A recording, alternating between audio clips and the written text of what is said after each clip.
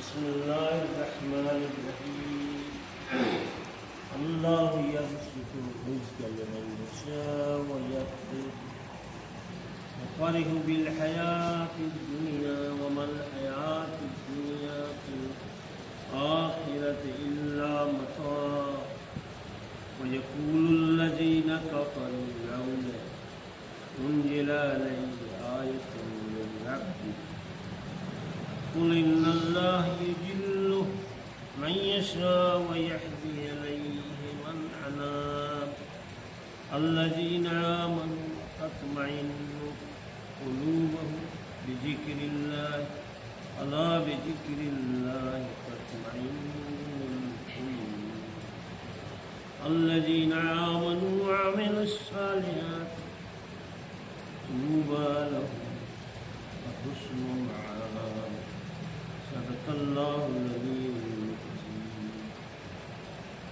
اللہ کے نام سے جو بے انتہا مہربان رحم فرمانے والا ہے۔ اللہ جس کو چاہتا ہے رزق کی فراخی بخشتا ہے اور جسے چاہتا ہے نفع تلا رزق دیتا ہے۔ یہ لوگ دنیا کی زندگی میں مگن ہیں، حالانکہ دنیا کی زندگی آخرت کے مقابلے میں ایک متاع قلیل کے سوا کچھ بھی نہیں۔ یہ لوگ جنہوں نے رسالت محمدی کو ماننے سے انکار کر دیا ہے، کہتے ہیں اس شخص پر اس کے رب کی طرف سے کوئی نشانی کیوں نہ اتری۔ اور اللہ جسے چاہتا ہے گمراہ کر دیتا ہے اور وہ اپنی طرف آنے کا راستہ اسی کو دکھاتا ہے جو اس کی طرف رجوع کرے۔ ایسے ہی لوگ ہیں وہ جنہوں نے اس نبی کی دعوت کو مان لیا ہے اور ان کے دلوں کو اللہ کی یاد سے اطمینان نصیب ہوتا ہے۔ خبردار رہو، اللہ کی یاد ہی وہ چیز ہے جس سے دلوں کو اطمینان نصیب ہوا کرتا ہے۔ کہ جن لوگوں نے دعوت حق کو مانا اور نیک عمل کیا وہ خوش نصیب ہے اور ان کے لیے اچھا انجام ہے۔ یہ تلاوت شدہ آیات جو ابھی آپ نے سماعت فرمایا اس کا ترجمہ بھی یہ سورہ رات کی چند آیتوں پر مشتمل ہے۔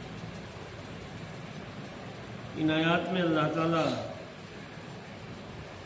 فرما رہا ہے دراصل مشرکین مکہ یا یہود یا جو بھی مخالفین تھے کہتے تھے کہ اگر یہ اللہ کے نبی ہیں اتنے تنگی یا بدحالی میں کیوں؟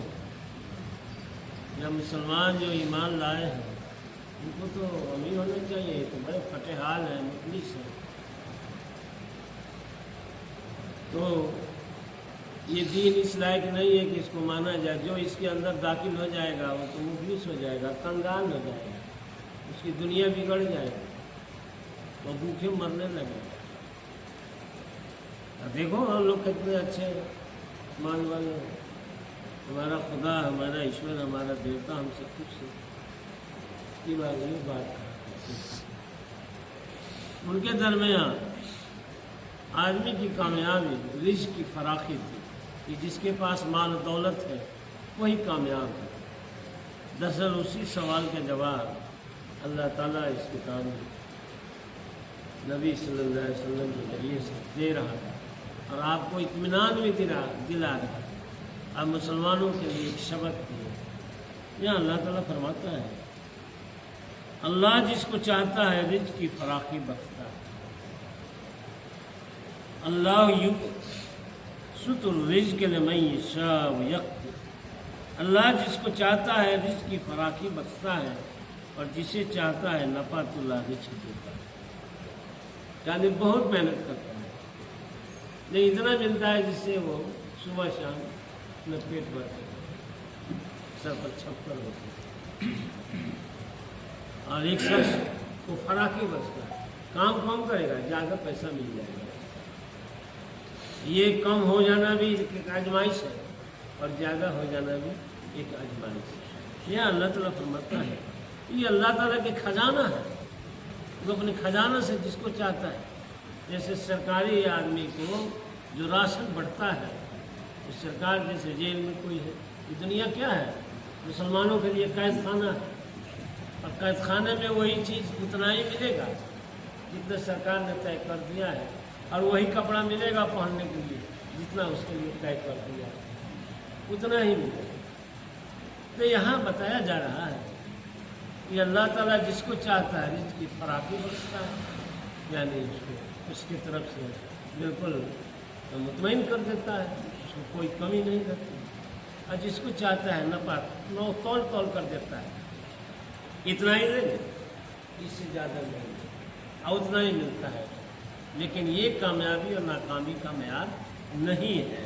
دراصل یہ اللہ تعالیٰ فرما رہے ہیں، یہ لوگ دنیا کی زندگی میں مگن ہیں، سمجھ رہے ہیں کہ دنیا کی زندگی کھیل تماشا ہے، آئے ہیں کھیلیے کودیے کمائیے کھائیے، جس طرح بھی کما لیجیے، مال و دولت اکٹھا کر لیجیے، یہی جنت ہے، اس کے بعد کوئی جنت نہیں ہے، اسی میں مگن ہے۔ ایسا مگن ہے کہ اللہ کو بھول گئے، اللہ کے احکام کو بھول گئے، اللہ کے رسول صلی اللہ علیہ وسلم کے طریقے کو بھول گئے۔ یہاں یہ بتایا جا رہا ہے، یہ جیسے بچے کھیل تماشے میں بھول جاتے ہیں کہ بھوک لگی ہے کہ نہیں لگی ہے، کوئی کام کرنا ہے کہ نہیں کرنا ہے، یہی صورتحال ہو رہی ہے۔ یہ اللہ تعالیٰ فرماتا ہے، حالانکہ دنیا کی زندگی آخرت کے مقابلے میں ایک متاع قلیل کے سوا کچھ بھی نہیں، بس تھوڑا سا، بس تھوڑا سا۔ کون آدمی عقل مند ہے؟ وہ آدمی عقل مند ہے جو بس ابھی دسترخوان پر سب بچھا ہوا ہے اس کو کھا لے، یا وہ عقل مند ہے دسترخوان پر کھائے بھی اور کل کے لیے بچا بھی۔ وہ کون دونوں میں کون عقل مند ہے؟ یہاں دراصل یہ بتایا جا رہا ہے کہ دنیا فانی ہے، ہماری زندگی بھی فانی ہے اور ختم ہو جانا ہی ہے۔ اس کے لیے اتنا مگن کیوں ہو؟ اس کے لیے اللہ کو کیوں بھول گئے ہو؟ آخرت کو جو جس کی گنتی نہیں ہے کہ اس کی زندگی کتنی ہوگی، اس کی جو تیاری کرتا ہے دراصل وہی کامیاب۔ پھر اللہ فرماتا ہے، یہ لوگ جنہوں نے رسالت محمدی کو ماننے سے انکار کر دیا ہے، کہتے ہیں کہ اس شخص پر اللہ کی طرف سے کوئی نشانی کیوں نہ اتری، اس اور نبیوں پر اتری،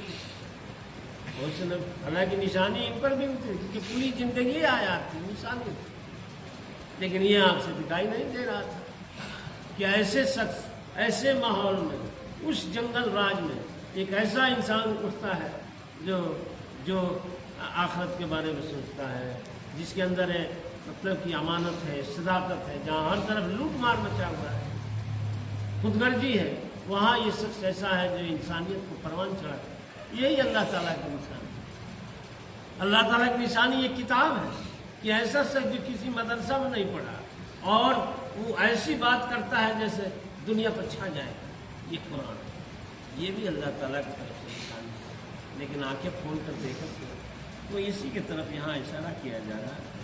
کہو، اب یہاں پر اللہ تعالیٰ اپنے نبی سے فرما رہا ہے، کہو اللہ جسے چاہتا ہے گمراہ کر دیتا ہے، وہ اپنی طرف آنے کا راستہ اسی کو دکھاتا ہے جو اس کی طرف چلے، اور اسے نظر انداز کر دے، سنے نہیں، آنکھیں بند کر لے، دل پر مہر لگا لے، کان پر مہر لگا دے، وہ اس ہدایت سے، اس نعمت سے، اس کتاب سے، اس دین سے فائدہ نہیں اٹھا سکتا ہے، اس کے لیے کچھ بھی نہیں ہے، وہ اسی کے لیے ہے جو اس کی طرف چلے۔ اللہ تعالیٰ تو چاہتا ہے جو میری طرف چل کر آتا ہے میں اس کی طرف دوڑ کر آتا ہوں، اللہ تو اتنا مہربان ہے، لیکن کوئی چلے ہی نہیں۔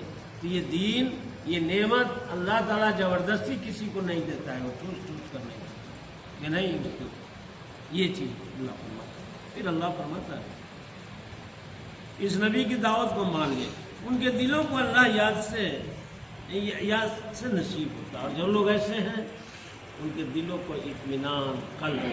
بہت آدمی کے پاس ایسا ہے، دولت ہے لیکن بیٹا سے پریشان ہے، بیوی سے پریشان ہے، بیٹی سے پریشان ہے، بھائی سے پریشان ہے، اور لگتا ہے کہ वो जीना नहीं चाहता है, पड़ोसी से परेशान है, हर तरफ लूट मची। और बहुत से लोग ऐसे हैं कि कम ही दौलत है, कम उनके पास आमदनी है, लेकिन घर में सुकून है, मोहब्बत है, मरम्मत है, एहसान है, अखलाक है। ये सारी चीज़ जिस घर में होती है, घर उसी को कहते हैं। घर ईंट पत्थर के बने हुए इस बिल्डिंग को नहीं कहते हैं, घर उसको कहते हैं जहाँ सुकून नसीब, जहाँ उसके मुताबिक। तो यहाँ अल्लाह ताला फरमाता है कि ये चीज़ कैसे होगा, अल्लाह की जिक्र से। और अल्लाह की जिक्र क्या है? नमाज है, कुरान है, अल्लाह के अहकामात, इसी को अल्लाह का जिक्र कहा जाता है। और बाजार से गद्दा तो खरीद सकते हैं, एयर कंडीशन का सामान ला सकते हैं, सारा जो आसाइश का सामान है वो सब ला सकते हैं, लेकिन नींद नहीं आएगी। नींद कैसे आएगी? इत्मीनान क़ल्ब से। और इत्मीनान क़ल्ब कहाँ मिलेगा? अल्लाह ताला के। दरअसल यहाँ ये बताया जा रहा है, आज दुनिया हैरान है, कैसे नसीब होगा हमको इत्मीनान नहीं है ना। नसीब उस वक्त होगा जब अल्लाह और अल्लाह के रसूल के हुक्म के मुताबिक चलेगा और अल्लाह के हुक्म के मुताबिक ज़िंदगी गुजारेगा, तो जाकर के उसको नसीब होगा। यही चीज़ जिसमें बताया जाता है, यह चीज़ जैसे दिलों का इत्मीनान नसीब हुआ करता है। फिर जिन लोगों ने दावत हक़ को माना और नेक अमल किए, और खुश नसीब। कौन लोग खुश नसीब है? जो लोग कहते थे कि हम लोग खुश नसीब है, हमारे पास माल दौलत है, मुसलमान को क्लास है, कंगाल है। यहाँ अल्लाह ताला क्या फरमा रहा है? खुश नसीब वो लोग हैं, कामयाब वो लोग हैं जो अल्लाह और अल्लाह की किताब, अल्लाह के रसूल के हुक्म के मुताबिक चलते हैं, वो लोग खुश नसीब हैं। इसलिए कि उनके हिस्से में जो आएगा वो आखिरत में कामयाबी मिलेगी। और ये तो दिन है, 50 साल का है या 60 साल का है, आखिर इसी दुनिया को छोड़ चला जाना है, और जो कुछ कर रहे हैं उसका अंजाम भुगतना है। ये चंद बातें इस दर्स में आई हैं। अल्लाह ताला से दुआ है कि अल्लाह ताला हम सबको कुरान करीम पढ़ने, समझने, उसके मुताबिक ज़िंदगी गुजारने की तौफीक अता फरमाए और रिज़्क़ की फराखी दे, और वही इत्मीनान क़ल्ब हमें और आपको, और घर में सुकून दे। अल्लाह ताला से यही गुजारिश है, यही दुआ है कि अल्लाह ताला हम सबको इसका मुस्ताक़ बनाए। सुभानअल्लाह बिहम्दिही, सुभानकल्लाहुम्मा व बिहम्दिका, व नशहदु अन ला इलाहा इल्ला अंता, नस्तग़फिरुका व नतूबु इलैक। सुभान रब्बिका रब्बिल इज़्ज़ति अम्मा यसिफून, व सलामुन अलल मुरसलीन, वल्हम्दुलिल्लाहि।